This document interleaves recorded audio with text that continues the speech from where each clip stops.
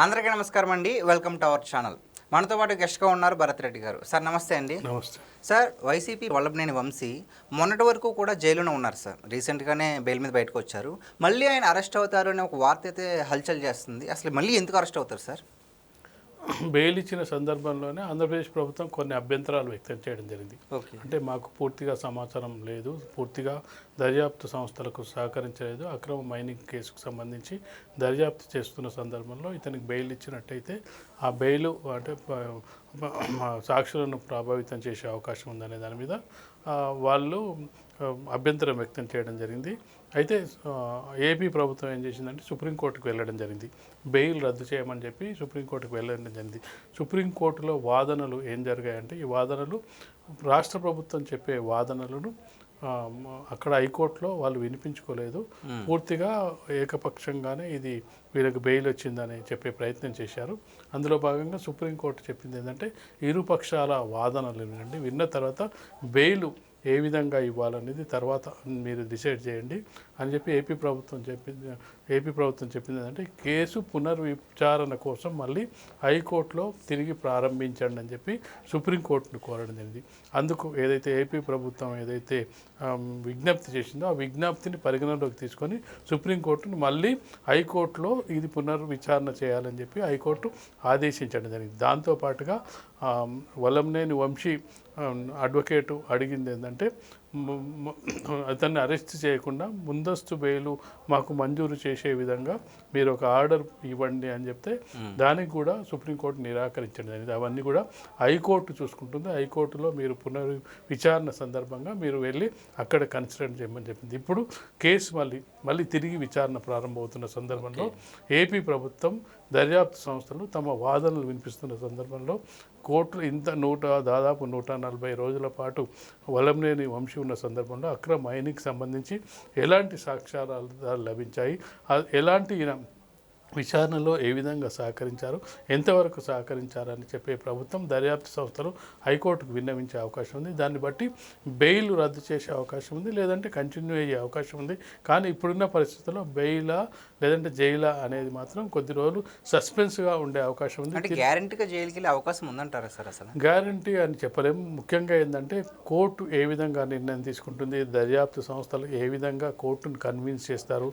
ఈ 140 రోజుల పాటు వల్లభనేని వంశీకి సంబంధించి అక్రమ మైనింగ్కి సంబంధించి సాక్ష్యాధారాలు ఎంతవరకు సేకరించిన సాక్ష్యాలు హైకోర్టుకు ఏ విధంగా సమర్పించిన సందర్భంలో అసలు ఇతను వల్లభనేని వంశీ అసలు సహకరించాడా, రిమాండ్కున్న సందర్భంగా సహకరించాడా లేదా అనే దాన్ని ఏ విధంగా దర్యాప్తు సంస్థలు కన్విన్స్ చేస్తాయి.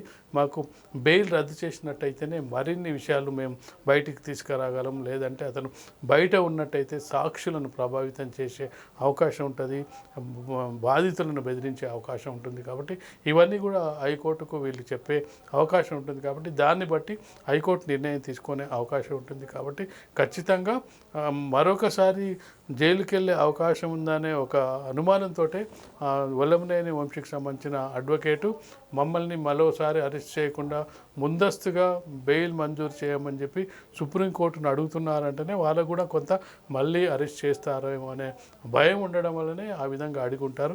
ఖచ్చితంగా కూడా దర్యాప్తు సంస్థలు మరొకసారి విచారించే అవకాశం ఉంది. అందుకు అనుగుణంగా వాళ్ళు హైకోర్టును కన్విన్స్ చేసే అవకాశమే మనకు కనిపిస్తుంది. అంటే మొన్న అరెస్ట్ చేసినప్పుడు దాదాపు 140 రోజుల పైన ఉన్నారు కదా. సో ఈసారి కూడా మళ్ళీ అరెస్ట్ అయితే అసలు మళ్ళీ బయటకు వస్తారా రారా సార్ ఆయన? బెయిల్ ఖచ్చితంగా వస్తుంది. కాకపోతే ఏంటంటే దర్యాప్తు సంస్థలకు సహకరించాల్సిన అవసరం ఉంది.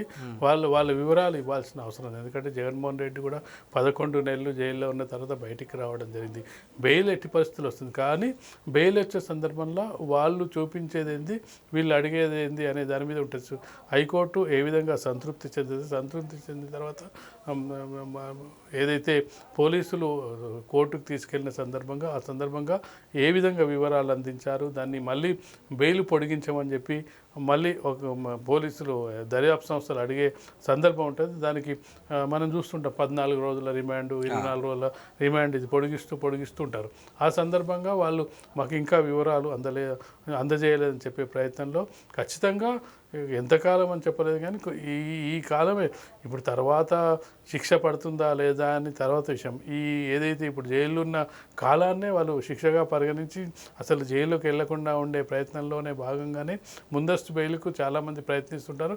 అందులో వైసీపీ నాయకులు మనం చూసుకున్నట్టయితే దాదాపు అందరు నాయకులు కూడా కేసు నమోదైన వెంటనే ఫస్ట్ వాళ్ళు చేసే కార్యక్రమం ఏంటంటే ముందస్తు బెయిల్కు ప్రయత్నించడం, బెయిల్ రాకపోతే అజ్ఞాతంలోకి వెళ్ళడం, అజ్ఞాతంలో ఉండి బెయిల్ కోసం ప్రయత్నం చేయడం, చివరికి దొరికిపోవడం. ఇవన్నీ జరుగుతున్న సందర్భంలో అసలు అరెస్ట్ అవ్వకుండానే మంచిదనే ఉద్దేశంతో ఇప్పుడు చేస్తున్న సందర్భంగా ఒకవేళ హైకోర్టు కనుక దర్యాప్తు సంస్థలు మాకు సహకరిస్తలేడు, వల్లభనేని వంశీ బయట ఉంటే సాక్షులను ప్రభావితం చేసే అవకాశం ఉంటుందని చెప్పి ఒకవేళ హైకోర్టు కన్విన్స్ అయితే ఖచ్చితంగా మళ్ళీ ఒకసారి అరెస్ట్ చేసే అవకాశం అయితే ఉంటుంది. ఒకవేళ అరెస్ట్ చేసే అవకాశం ఉంటే వల్లభనేని వంశీ గారికి ముందుగా తెలుస్తుంది కదా, సో ఈసారి ఏమైనా అజ్ఞాతంలోకి వెళ్ళే అవకాశం ఉందంటారా? వల్లభనేని వంశీ ఇప్పుడు అజ్ఞాతంలోకి వెళ్ళే అవకాశం లేదు. ఎందుకంటే ఇప్పుడు బెయిల్ ఇచ్చినా కానీ కండిషన్ బెయిల్ ఇవ్వడం జరిగింది. తను ఖచ్చితంగా పోలీసులు అదుపులో ఉండాలి, బయటికి వెళ్ళే అవకాశం లేదు.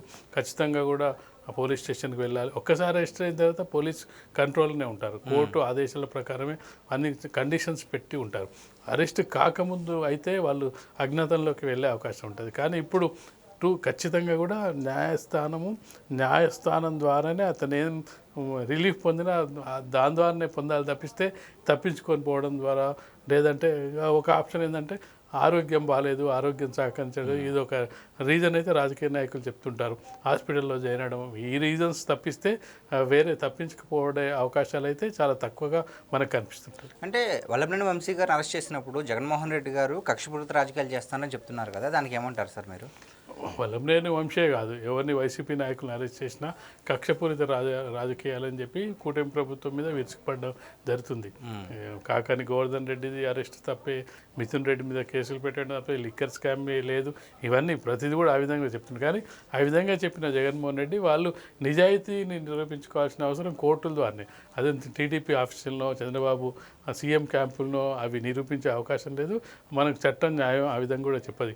నీకేమన్నా వాళ్ళు నిజాయితీ పనులైతే నిజాయితీగా ఉండంటే కోర్టుకు సబ్మిట్ చేయి, కోర్టు కనుక నిన్ను నిర్దోషి అని ప్రకటించిన తర్వాత టీడీపీ చేసేది ఉండదు, కూటమి ప్రభుత్వం కూడా ఏం చేసి ఉండదు. ఫైనల్ జడ్జిమెంట్ అనేది కోర్టులను నీకు చట్టం కూడా పోలీసులు ఎంతవరకు వాళ్ళ బాధ్యత అరెస్ట్ చేసి దాని తర్వాత కోర్టుకు సబ్మిట్ చేయాలి, వాళ్ళు రిమాండ్కి అడగాలి, అంతవరకే బాధ్యత. వాళ్ళని తీర్పియ్యరు, ఒక పార్టీ తీర్పియ్యదు, ఒక ముఖ్యమంత్రి తీర్పియ్యాడు, ఒక పోలీస్ అధికారులు తీర్పును న్యాయాలను పరిశీలించి ఎక్కడ న్యాయం ఉంది, ఎక్కడ అన్యాయం జరిగింది, తప్పు చేశాడా లేదా అని ఇవన్నీ పరిశీలించేది న్యాయస్థానంలో జగన్మోహన్ రెడ్డి వాళ్ళు ఏ తప్పు చేయలేకపోతే వాటిని రుజువు చేయించి వాళ్ళని స్వచ్ఛంగా బయటికి తీసుకొచ్చి మళ్ళీ ఎన్నికల్లో పోటీ చేయించే అవకాశం ఉంటుంది. కానీ ఉట్టిగా ఆరోపణలు చేయడం ద్వారా, ఏ తప్పు చేయలేదు చెప్పడం ద్వారా అది ఉట్టి మాటలకు రాజకీయాలకు సరిపోతుంది తప్పిస్తే అందులో ఏ నిజాయితీ కనిపించట్లేదు మనం అనుకోవచ్చు. అంటే వల్లభనేని వంశీకి పేరు నాని బాగా సపోర్ట్ ఇస్తారు కదా, సో మరి పేరు నాని ఈ మధ్యన చూసుకున్నట్లయితే రెచ్చగొట్టే వ్యాఖ్యలు ఎక్కువగా చేస్తున్నారు. మరి ఆయన మీద ఎందుకు యాక్షన్ తీసుకోవట్లేదు అసలు కూటమి ప్రభుత్వం? కూటమి ప్రభుత్వం యాక్షన్ తీసుకోవడం అంటే ఖచ్చితంగా కూడా అతని మీద ఏమైనా ఆరోపణలు ఉంటే ఆరోపణలు నమోదైన సందర్భంలో ఎవరన్నా బాధితులు ఎలా అతని మీద కేసు నమోదు చేయడానికి వాళ్ళు కంప్లైంట్ చేస్తే, లేదంటే ఏదైనా అక్రమాలకు సంబంధించి అతని మీద ఆరోపణలు వచ్చినప్పుడు మాత్రమే చేస్తారు. కానీ ఆయన రోజు కూటమి ప్రభుత్వాన్ని విమర్శిస్తున్నాడని చెప్పో, లేదంటే రోజా విమర్శిస్తున్న అంబటి రాంబాబు ఇప్పుడు ఒకవేళ ఆ విధంగా కూటమి ప్రభుత్వం అనుకున్నట్టయితే ఎవరైతే మాట్లాడుతున్నారో వాళ్ళందరినీ కూడా అరెస్ట్ చేసి భయభ్రాంతులకు గురయ్యేలా మాట్లాడుతున్నారు కదా సార్. అంటే కన్ను కొడితే చీకట్లో వేసేయాలని అది విమర్శించడం కాదు కదా సార్, హెచ్చరించడం కదా. మరి అతని మీద ఎందుకు యాక్షన్ తీసుకోవట్లేదు? యాక్షన్ అంటే కూటమి ప్రభుత్వం ముందే చెప్పడం జరిగింది, ఎవరి మీద కక్ష సాధింపు చర్యలు ఉండయి, చట్టం ప్రకారం న్యాయం ప్రకారం దాన్ని ముందుకు వెళ్తుందని చెప్పడం జరిగింది.